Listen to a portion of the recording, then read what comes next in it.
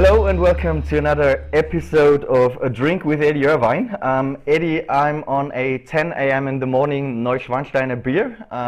You're on beer as well today, I saw. Yeah, I'm still on this same Leafa blonde, Yeah, 6.6 by volume. we're we're, Fantastic stuff. we're enjoying. We have to drink beer together sometime. Probably I'm getting to enjoy it sometime. That's carbs for the day.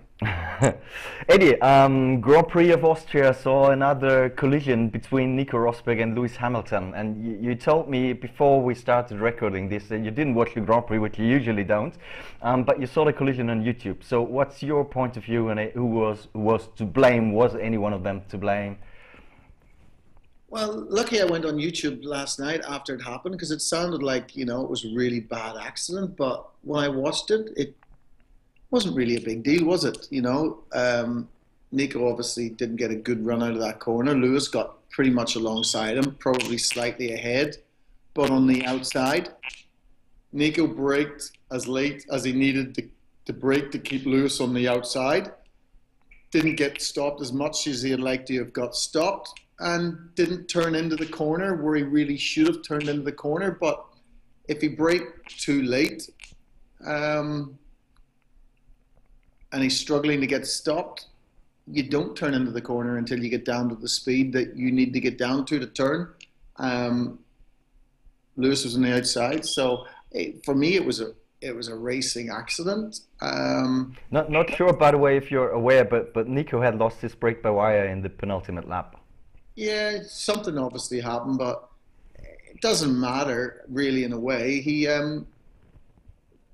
braked where he should have braked to keep Lewis on the outside, in my opinion. And he turned in later than you would do for the corner, but if he wasn't going slow enough, whenever you brake hard and you're right on the limit, the last thing you do is turn in. If you're going too fast, you keep going straight to try and get the speed off.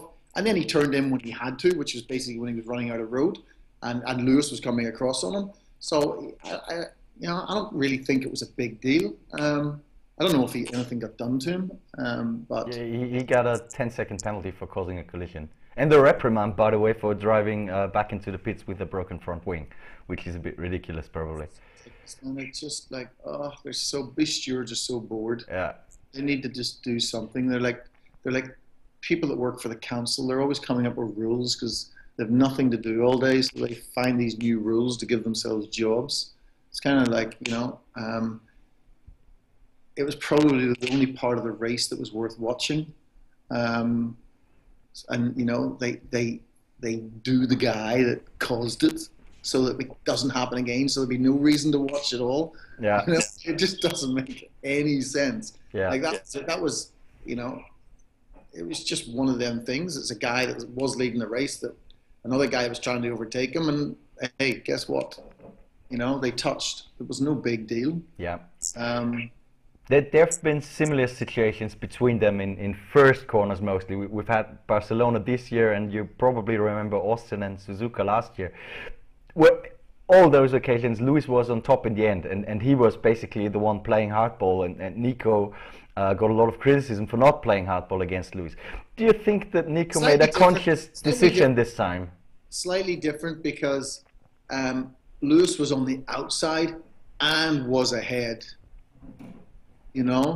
So it's slightly different. So you'd have to say it was marginally more Nico's fault, but big deal, If we're going to start splitting hairs, let's not bother starting the race. But actually what I wanted to know is, do you think it was a conscious decision by Nico, a reaction to what happened before between them? Just to show him, this year, you're not going to do this with me. I don't think so, because his the front of the cars of his car was very exposed to damage, and you tend not to put your front wing in places that you don't really want it to go, because the chances are you're going to get more damage. I think it was just a case of he braked so damn late to keep alongside Lewis so that Lewis didn't have the corner. he knew even if he couldn't make the corner, at least Lewis was on the outside of him. So I think he was just trying to keep him on the, on the outside, and he didn't get enough speed taken off the car before he got to the corners. So you just keep the car going straight. It wouldn't have made sense to have driven into Lewis, really, because I think chances were he was going to get more damage than Lewis, which is effectively what happened. Yeah. Do you think that's what it is, what Nico has to do to win this championship? Play hardball against Lewis and show him, come on, fuck off. This is my year. I think so, and he's doing it. He does. I think, I just don't think he's just not as natural a racer as Lewis is. He thinks about it a lot, and he's done a bloody good job this year. But Lewis has just got that little bit of talent, that little bit of special talent that I don't think Nico really has. Actually, that goes with what I said yesterday when I was chatting with colleagues about it. I said, great stuff. Nico's standing up now. He's pushy against Lewis, and that's exactly what he has to do. But even then, in the end, Lewis was the winner again. So Lewis, in situations like that, is doing it with instinct, whereas Nico, I think, has to think about it. Would you agree on that one? I think to a certain extent, yeah. Listen, when I look at what happened to Nico and I think what I would have done the exact same thing, and he was in a really tough situation. Once you have a failure like that, you've got a teammate that's that good, and he's right up your ass on the last lap.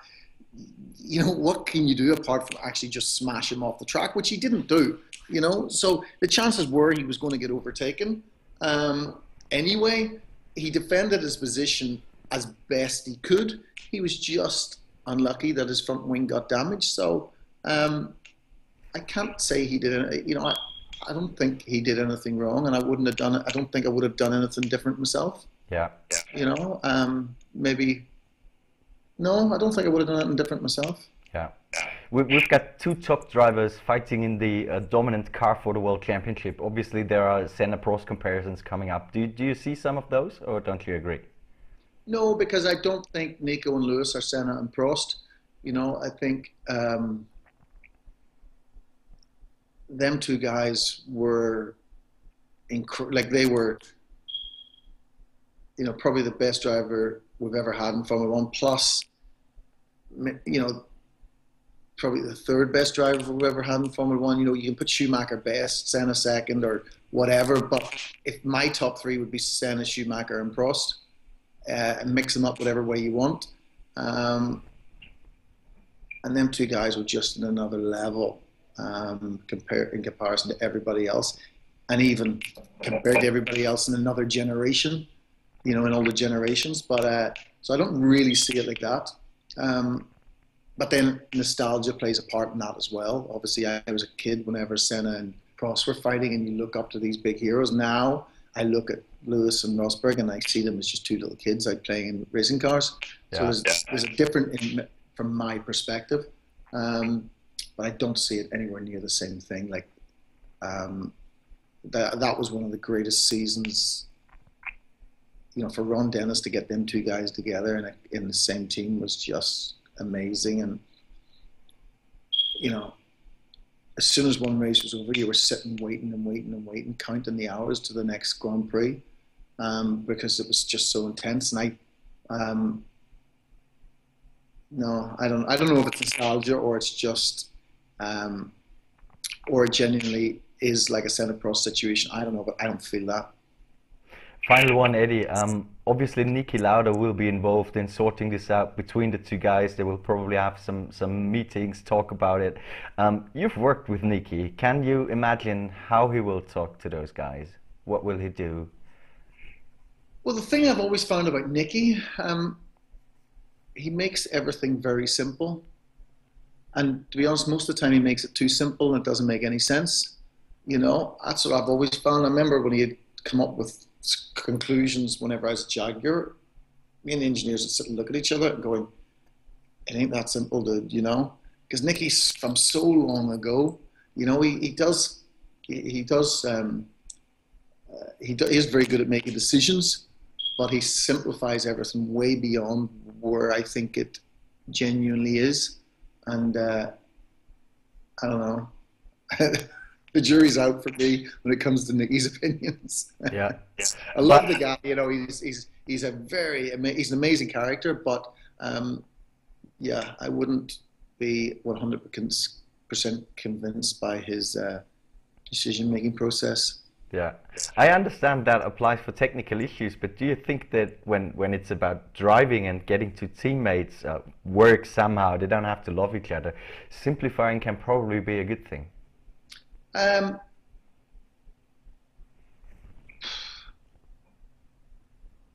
it never is simple. It never is simple, and you know, teammates shouldn't touch, but them two guys are, you know, it's kind of a stupid thing to have a teammate in Formula One, you know, in a way, because he's your number one competitor at the same time as being your teammate, which you're not really teammates, you know. So it's kind of it doesn't really make any sense. But no, it's always complex, and simplifying things. It's great for the newspapers, but it doesn't work in real life. Okay, Eddie, I tried really hard to follow the criticism and drink a bit more in this episode. Well, I'm bottling me, so. So cheers. Allow me one final one.